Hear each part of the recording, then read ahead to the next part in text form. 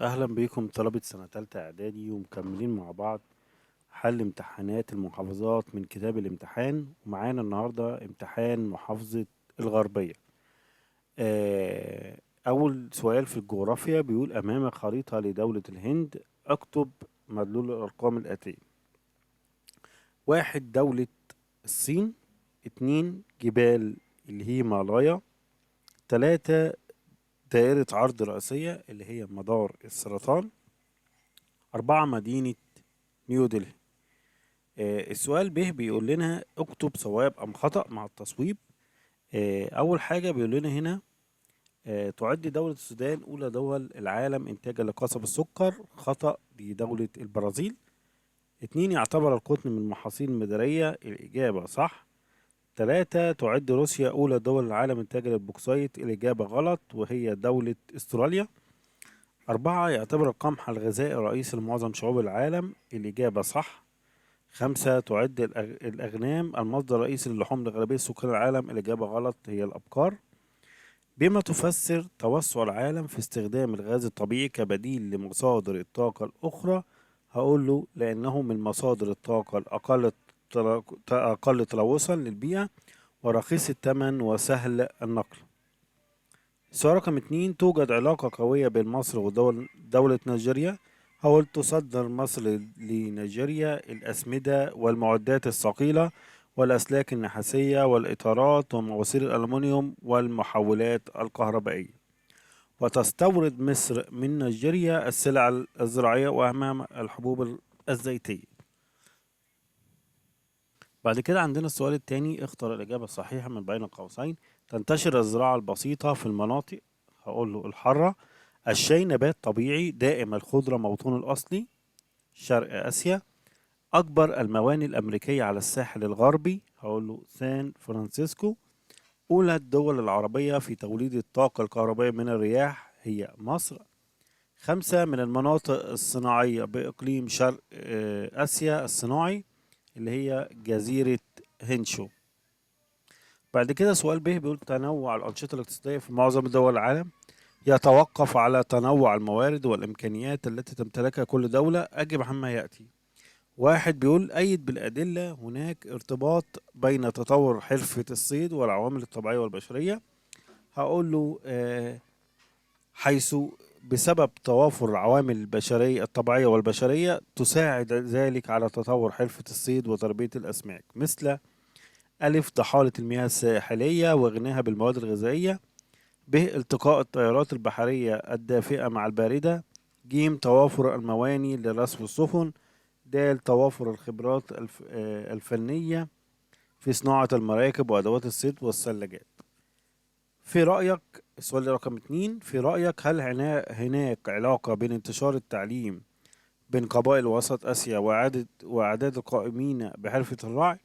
أقول له طبعا هناك علاقة، حيث قل عدد القائمين بحرفة الرعي في دول وسط آسيا بسبب انتشار التعليم بين القبائل وتغير نشاطهم للعمل بالصناعة والزراعة والخدمات. السؤال رقم ثلاثة بيقول: ماذا يحدث إذا لم تتميز مساحة الولايات المتحدة الأمريكية بالاتساع وتنوع التضاريس؟ هقول: لم يتنوع المناخ والنبات الطبيعي بالدولة. التاريخ بيقول لنا أول سؤال: لمن تنسب الأعمال؟ اعتمد عليه الرئيس جمال عبد الناصر في إعادة بناء القوات المسلحة في حرب الاستنزاف.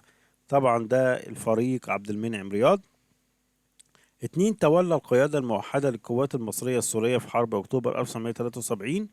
ده المشير أحمد إسماعيل. تلاتة، انتخبت رئيسة للجنة الوفد المركزية للسيدات عام 1920 السيدة هدى الشعراوي. رئيس المحكمة الدستورية العليا وحكم مصر في يوليو 2013 المستشار عدلي منصور. بيقول السؤال الثاني: ما النتائج التي ترتبت على تولي مصر رئاسة الاتحاد الإفريقي فبراير 2019؟ هقول له: أدى ذلك إلى عودة مصر من جديد لحضن أفريقيا، مت- متبنية استراتيجية جديدة، منها العمل على تسديد المعوقات التي تواجه تعميق العمل الأفريقي. ب، تشجيع أبناء القارة على بناء المشروعات القادة الرائدة لتطوير البنية التحتية الأفريقية. دي من ضمن المشروعات. آه، السؤال رقم 2 في ما نتائج إمداد الولايات المتحدة الأمريكية لإسرائيل بمعلومات عسكرية في حرب أكتوبر 1973؟ هقول له أدى ذلك إلى إحداث ثغرة في منطقة الدفر سوار.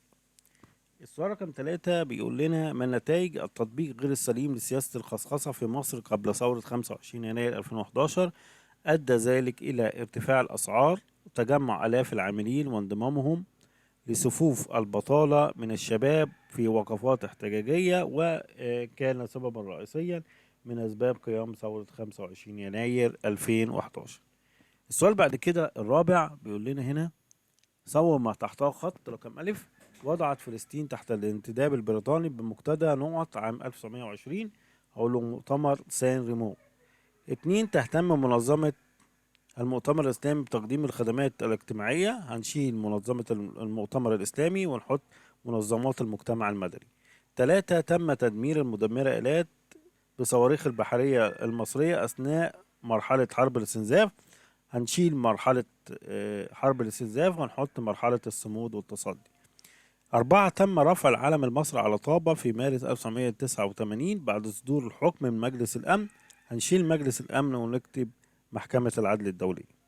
5 قام الشعب الفلسطيني بثورة 1936 بقيادة منظمة التحرير الفلسطينية.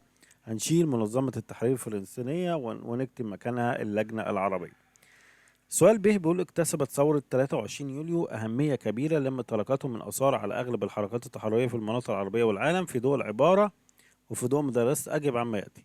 أيد بالأدلة القضاء على الإقطاع أول إنجازات لثورة 23 يوليو 1952 في المجال الاجتماعي. هقول له حيث صدر حكومة الثورة قوانين الإصلاح الزراعي الأول في سبتمبر 1952، ثم صدور قوانين أخرى حددت ملكية الأراضي الزراعية ب50 فدان، مما زاد تملك الفلاحين للأرض الزراعية. السؤال به بيقول لنا أو 2 ما العلاقة بين حركات التحرر الوطني في الجزائر والعدوان الثلاثي على مصر 1956؟ هقول له كانت مساندة مصر حركات التحرر الوطني في الجزائر ضد الاستعمار الفرنسي سببا في اشتراك فرنسا في العدوان الثلاثي على مصر 1956. السؤال رقم 3 ماذا يحدث إذا لم يقف الجيش المصري بجانب الشعب أثناء ثورة 23 يونيو 2013؟ أقول لدخلت مصر في نفق مظلم من الصراع والاقتتال والفتنة الطائفية. وبكده يا جماعة يكون انتهينا من حل امتحان محافظة الغربية لعام 2022 الامتحان السابق من كتاب الامتحان. اتمنى الفيديو يكون عجبكم، وما تنسوش الاشتراك في القناة وتفعيل زر الجرس، واستنوني في حل امتحانات المحافظات التانية ان شاء الله، وبالتوفيق للجميع.